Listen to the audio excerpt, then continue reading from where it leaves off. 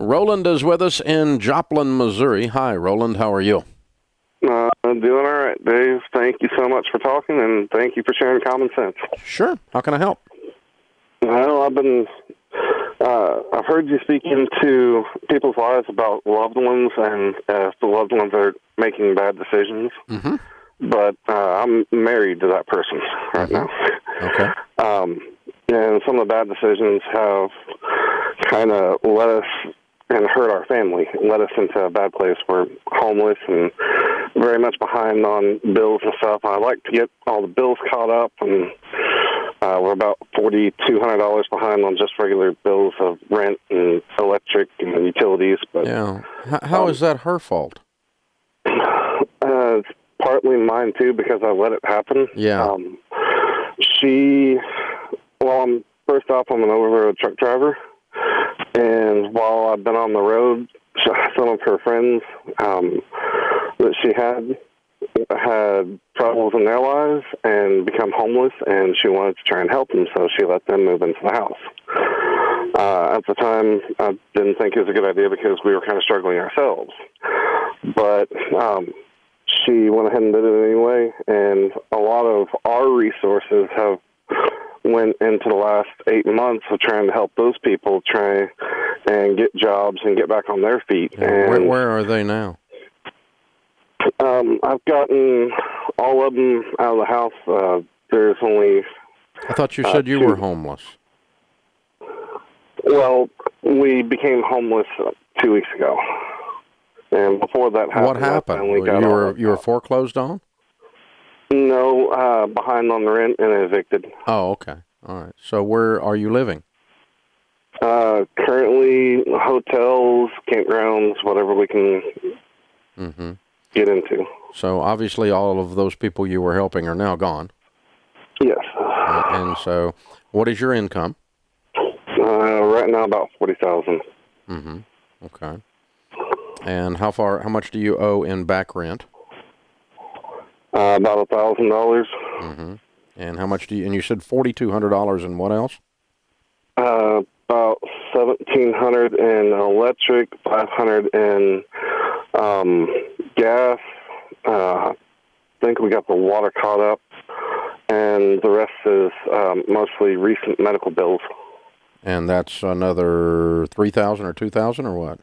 Yeah, about $2,000. Yeah. Okay. What kind of medical bills? What kind of medical event did you have? I have Crohn's disease, sleep apnea, and it's been trying to get the sleep apnea taken care of, and doctor's visits and lab tests. How old are you? Things like that. I'm 34. Okay. How long have y'all been married? We'll be 10 years this September. Okay. All right. So if I were to sit down and talk to her, would she tell me she's learned her lesson? Yes. And I've also tried to sit down and talk with her and have kind of a dream meeting to see where we go from here. Mm-hmm. Since she has learned her lesson. And what she tells me is that she doesn't want to dream. She doesn't want to think about it because if we dream and it doesn't come true, she doesn't want to be disappointed. Mm-hmm. Well, let's dream about not being homeless. How's that? That would be awesome. That would be pretty cool to not be disappointed, you know? And let's dream about getting this little handful of dirt. $5,000 changes your whole life. What does she do for a living? She's disabled and stays home with the kids. And she takes care of the kids. And how much disability is coming in? She's going through the disability process right now at the courts. What is the nature of her disability? It's physical pain. She had a head-on collision with a dump truck and has injuries on the left side of her body that prevent her from standing for long times and or doing a lot of physical work. Mm-hmm. Okay. But she could do white-collar work. I think so. Yeah, because you guys need some extra income right now. Yeah. So I think she needs to find a job. So that you're not homeless, and so that $5,000 comes in and you clean this mess up. So let me tell you what I'm hearing, Roland, okay? I'm hearing a couple whose every individual part of their life and their marriage is completely spiraling out of control. There's so many different variables that are crazy in what you gave me in about a 3-minute thing here that it's no wonder y'all ended up where you are. And I'm not saying that to put you down. I'm saying that there's a lot more going on here than your wife couldn't control her spending. There's a marriage breakdown. There's her absolute lack of judgment that's beyond belief. And yet she's supposed to be watching over children. And she's disabled and yet not getting disability, so she needs to be working. And you've got to somehow interface with all of this and take over these bills and put the family back on. I don't know that a dream meeting is in order. A crisis intervention might be in order, but I don't think a dream meeting is in order. We might have a nightmare meeting, like how do we get out of this nightmare?